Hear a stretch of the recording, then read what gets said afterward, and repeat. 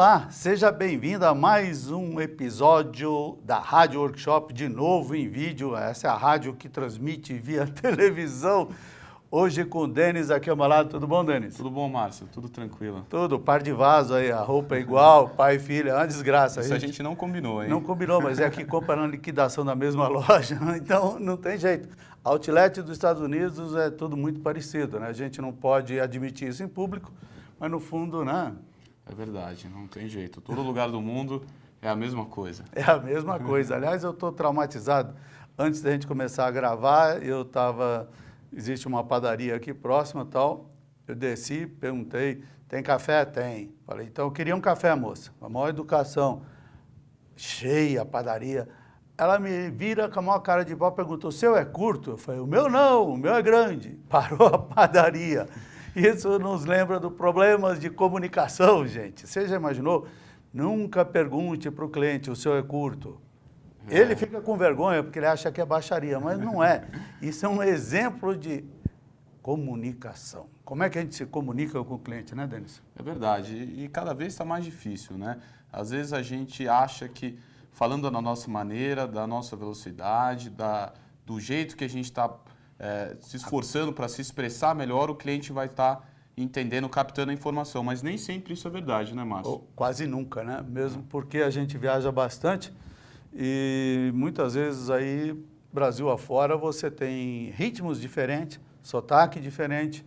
Você pede uma coisa, você acha que a pessoa já entendeu, já está providenciando e não necessariamente isso está acontecendo. E às vezes a gente estressa de bobeira, né? É verdade. É até interessante, você me fez lembrar de uma coisa, um exercício que você faz no seu seminário de comunicação, que a pessoa ela tem acesso a uma figura geométrica e ela tem que descrever o que ela encontra nessa figura. Ela tem um tempo. Uhum. E depois do tempo terminado, você passa nas mesas e vai mostrando, né? Vai verificando se tinha alguma relação com o desenho que a pessoa passou. E a gente verifica que ninguém acerta. Todo mundo. Isso são figuras geométricas, figuras simples, que bem não manjadas, teriam nenhuma ideia abstrata ou algo muito complexo, e as pessoas não conseguem. Então a gente vê a dificuldade que é a comunicação, né? Você vê a dificuldade que nós estamos tendo aqui para gravar hoje, né? Porque a gente não prepara nada, a gente vem direto, enfim, improviso, é isso que dá. Mas nós temos uma pauta interessante. Se você parar para pensar, meu amigo, minha amiga que está nos assistindo aqui hoje, como está difícil vender hoje, onde os produtos são todos tão parecidos, né? Nós temos uma câmera que está nos gravando hoje, Panasonic, mas podia ser Sony, podia ser JVC, qualquer marca. A imagem é muito similar, a qualidade é muito similar, o preço também é bastante parecido. Se você está assistindo isso num computador, o computador também é muito parecido, o preço também é parecido. E aí, como é que a gente consegue diferenciar? Se tudo é tão parecido, até as camisas são tão parecidas, né?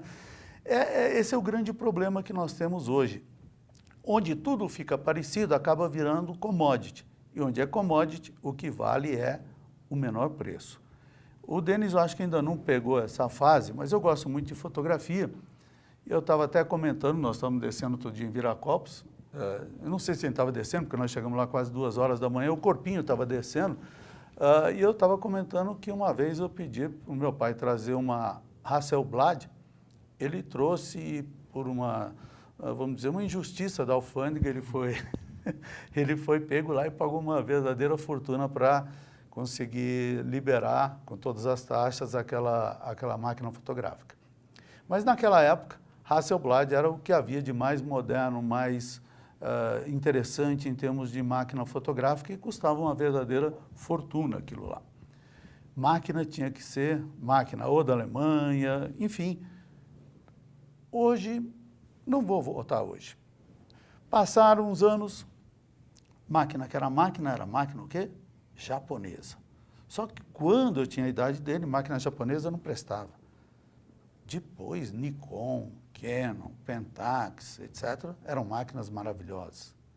Muito bem, hoje você vai numa loja, você tem máquinas coreanas que já são tão boas, se não forem melhores, do que as máquinas japonesas. Ou seja, marcas famosas sumiram, desapareceram no mercado Isso nós estamos falando de máquina fotográfica. Você vê televisão. Televisão era Philips, Telefunken. Onde está a Philips? Onde está a Telefunken hoje? Depois era Sony. Continua a Sony hoje, mas você tem tanta Samsung, tanta LG, etc. Mudou. E é difícil diferenciar uma da outra, né? Difícil diferenciar. Pela qualidade da imagem, até pela aparência, o design, são todas muito parecidas. A gente mesmo que gosta de iPhone, quando tem embates com pessoas que usam Samsung, etc., é difícil defender, porque é tudo muito parecido e é bom. Tudo é muito bom. Já não existe carro vagabundo, carro, com exceção do Lada, tudo é muito bom. E aí? Aí, se o preço é parecido, se o produto é parecido, a única diferença está onde? No vendedor. E o vendedor hoje representa 20 e poucos % do valor da venda. Agora, Márcio, se o diferencial está nas pessoas, os produtos cada vez mais parecidos, o que o vendedor ou representante ele precisa fazer para conseguir uma empatia com o cliente, ou se aquela coisa também tradicional, já manjada, que ele chega na mesa, vê um porta-retrato dele pescando, fala, você pesca, aquela coisa que já... Você é corintiano.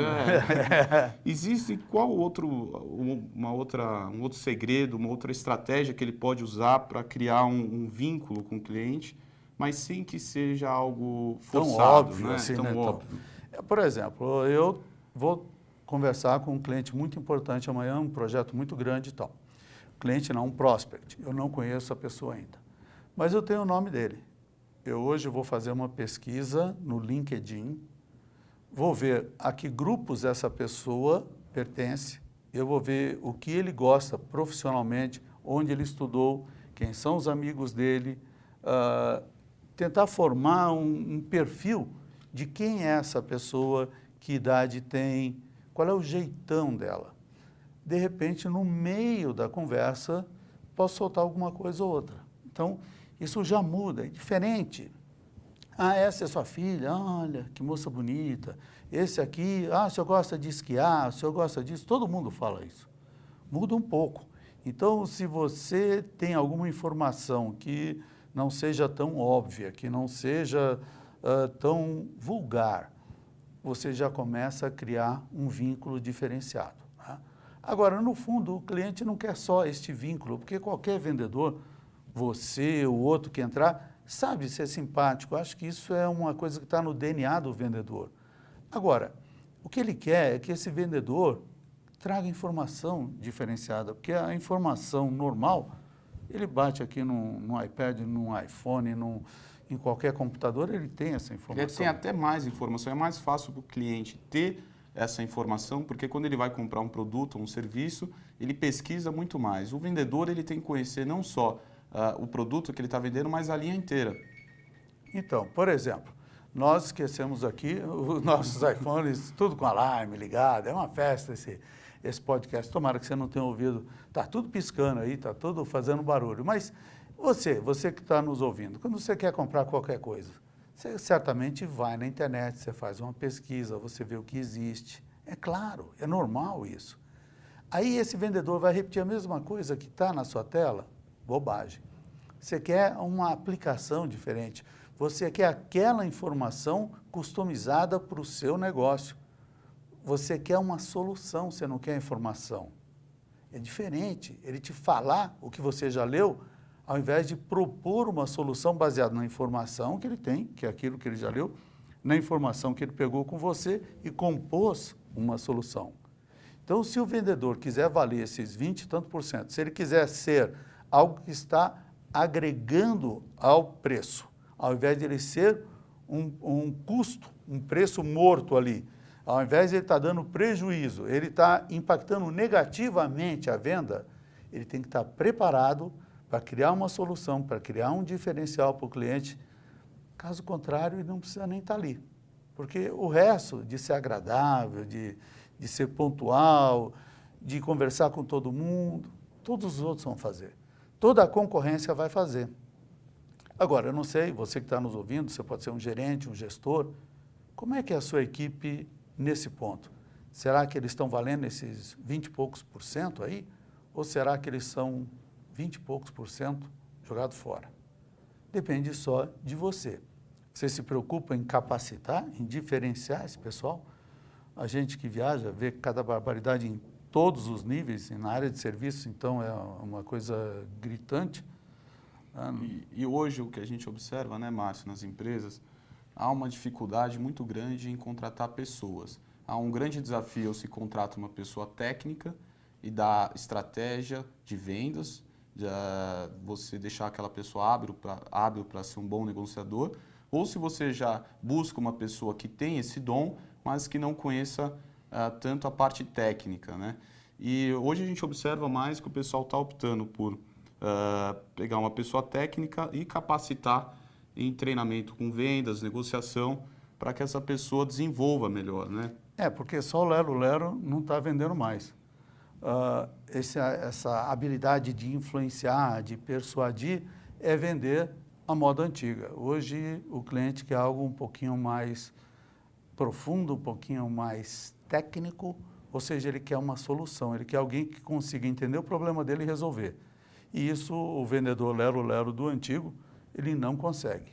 Porque ele vende desde lote em cemitério até câmeras de televisão, computadores, casas, ele vende qualquer coisa. Ele é muito bom na argumentação, mas ele não consegue aprofundar. E, infelizmente, esse vendedor está com os dias contados e não vai conseguir muito sucesso daqui para frente, se é que está conseguindo agora. Então, hoje, você como gestor, você como profissional de vendas, você precisa entender que o mundo mudou, que o cliente mudou, o perfil mudou, e é preciso muito mais para conseguir vender. Aquela venda transacional, ela é feita pela internet, ela é feita pelo telefone, e esse cliente que faz essa pesquisa toda de preço, ele precisa simplesmente do menor preço. Então, ele não precisa de uma equipe para atender, não, ele quer o menor preço, ele já sabe o que ele quer, ele compra, ele paga pelo cartão, terminou aí. E você tem um outro cliente que quer a informação, quer a solução, ele tem um problema, ele quer que alguém resolva aquele problema de uma forma consultiva. Aí entra o valor, aí entra um preço melhor, aí você consegue diferenciar preço de custo. Preço é aquilo que o cliente paga naquele momento, custo é o quanto vale aquela solução a longo prazo. Preço é o que você paga num carro, por exemplo, 50 mil reais. Custo é quanto é que PVA, o preço que pagou pelo carro, a manutenção, o seguro, tudo isso faz parte do custo daquele carro. A longo prazo, às vezes o carro, no momento você desembolsou um pouquinho mais, mas o custo dele em 1, 2, 3 anos foi menor. Às vezes você comprou um carro mais barato, mas a hora que você vai trocar amortecedor, às vezes não tem a peça, o seguro dele é mais caro, você tem que fazer essa comparação hoje. Isso é função de um vendedor consultivo, um vendedor que sabe o que está falando. É verdade, Márcio. E cada vez mais a gente encontra pessoas que ainda estão naquela situação de antigamente, né? Que acreditam que só com um bom relacionamento, só com aqueles quebra-gelos de reunião, isso vai resolver a situação. Ele tem um amigo dele, ele está rindo, sabe por quê? É complicado. Ele tem um amigo dele, trambiqueiro, que está voltando da China agora, estava morando lá e tal, e que resolveu trazer o quê? Vocês não vão acreditar. Ele não gosta nem que fala isso. Resolveu trazer clone de relógio. Como é que é o nome técnico deles? É uma réplica, né? Seria uma réplica. Gente, réplica de relógio, né? Então, eu falei, Denis, eu conheço o rapaz, fala para não trazer que não vai vender esse negócio. Quanto é que custa uma réplica, Denis? Olha, relógios, eu não vou citar nomes nem marcas, mas relógios aí famosos, conceituados, que custam na faixa aí de $5 mil, $7 mil. Existem essas réplicas da China. Réplicas são tão perfeitas que eles comparam até o peso do relógio, da réplica, né? Podia até chamar de clone, porque a precisão toda é muito parecida, pelo menos diz, né, o vendedor. E essas réplicas podem chegar até $450, $500. dependendo do nível de acabamento. E o pior né? é que vende, né? Vende. Tanto é que ele veio da China agora, inclusive chegou ontem, e ele disse que já todos os relógios já estavam encomendados. É engraçado, Márcio, que quem será que compra um relógio desse? Será que quem não tem o poder aquisitivo de ter um relógio, ele quer ter aquele status de possuir esse relógio? Mas ou também aquela pessoa que tem esse relógio, mas gostaria de ter uma réplica, por exemplo, para andar em São Paulo, na rua, que é perigoso, caso for assaltado. Então, é um perfeito idiota, porque quem compra, espero que não seja o seu caso, meu amigo, minha amiga, porque é o seguinte, se você tem um relógio, vamos ver a situação, tem um relógio real, agora vai andar em São Paulo, no Rio, em qualquer lugar, e tem que usar o falso, então não adianta nem ter o real, não usa nem o falso, não usa nenhum. Pronto. Compra um Timex no Walmart, paga $25 e acabou. Usa um de plasticão, chegar um ladrão, você dá para ele. Porque esse negócio de usar jacarezinho da 25 de março, para que você usa isso? Para dizer que tem? Você sabe que não é, cara. Você mesmo sabe que não é. Isso me lembra aquele tempo que o pessoal tinha uns Monza e punha a frente de Mercedes. Ah, tem a dó, né? Monza com frente de Mercedes ninguém merece, cara. Então, sabe, tem umas coisas que iPhone da Santa Efigênia, que já tem até iPhone 8 lá. Agora, no caso de um relógio, até de uma roupa, vamos dizer assim, se o clone for bem feito, será que ele... Eu vou lembrar disso, Toda vez que a gente viajar, eu vou falar, não compra, Denis, porque lá no Brasil tem uns clones bem feitos, não precisa comprar relógio, não precisa comprar caneta, não precisa comprar roupa. Queria deixar bem claro aqui que eu também sou. Agora, a partir de agora, eu vou falar para ele comprar todas as roupas dele aqui. A questão que a gente está discutindo... Seu problema familiar que você está vendo agora. A questão que a gente está discutindo... É cara essa marca aqui, viu? A questão de ser pirata ou não. É o que representa a marca para um... Gente, marca é uma questão de bem-estar, de foro íntimo. Usa porque gosta, porque aprecia, porque... comunga daqueles valores, é uma questão de grife. Seria uma código pessoal, silencioso? Código silencioso, puta linguagem de gay. Agora vai começar a discussão aqui, vai cair em baixaria, a gente vai ter que terminar o podcast. Mas você usa porque você gosta, você sente bem, você acredita. Porque eu não uso nada pelos outros, eu uso para mim mesmo. Eu me sinto bem com determinadas marcas, com um determinado relógio, uma caneta, e não porque os outros vão falar, olha, ele tem, ele é isso, ele é aquilo, não. Eu uso para mim. É verdade, mas nem todos pensam assim, né, Márcio? Nem Tanto é que você vê assim. Que o meu amigo que veio da China, tinha que ser amigo dele, de chegar aqui no Brasil já tinham todos os relógios. Todos vendidos. Você imagina o nível de amigo do amigo dele. Que eu conheço todo mundo também. E o pior é que o perfil de quem... Ele estava me dizendo que o perfil de quem compra esses relógios não são nem jovens, são pessoas mais velhas, até com um certo poder aquisitivo, mas que buscam talvez um... Tem grana, mas não tem cabeça. Pode ser. Bom, vamos acabar, isso está virando um papo de bêbado. Ô, gente, é o seguinte, você precisa vender valor, não vender preço, porque quem vende preço está brigando aí com a internet, está sumindo do mercado, sempre tem alguém que precisa vender mais do que você, vai baixar o preço ou vai vender com meia nota, sem nota, e aí você não vai conseguir concorrer. Diferencie o seu produto, seu serviço, venda valor, cobre mais caro, ganhe mais, você vai ter sobras aí para poder melhorar o seu produto, cada vez diferenciá-lo mais, e o pessoal só correndo atrás e você lá na frente. É isso aí, não é, Denis? É isso mesmo. Eu acho que o importante é você, o vendedor ou o diretor, é focar os seus esforços no diferencial próprio, na pessoa, né? Também desenvolver novas habilidades, buscar informação, sempre buscando aprimorar, porque hoje quem fica parado é facilmente ultrapassado, né, Márcio? Ninguém está parado, todo mundo se desenvolvendo. E quem está andando devagar também é ultrapassado. Então, pessoal, vamos lá, vamos correr atrás, que o mercado está concorrido, vamos procurar, se você ainda não identificou, procure identificar o seu diferencial, que com certeza você vai encontrá-lo. Vai ter, vai procurando. Você tem que ter, né? Pois é, meu amigo, minha amiga, obrigado por ouvir tanta abobrinha, por ver tanta abobrinha hoje. Se você gostou, indique esse podcast para a sua equipe, para os seus amigos, seus familiares. Tem dúvida, tem uma sugestão, envie para radio@workshop.com.br. Na semana que vem nós estamos voltando aí no iTunes com mais novidades, mais abobrinhas para você, tá bom? Grande abraço para você, muito obrigado pela audiência. Abraço, Denis. Abraço, Márcio. Sucesso. Até mais, pessoal. Até mais, gente.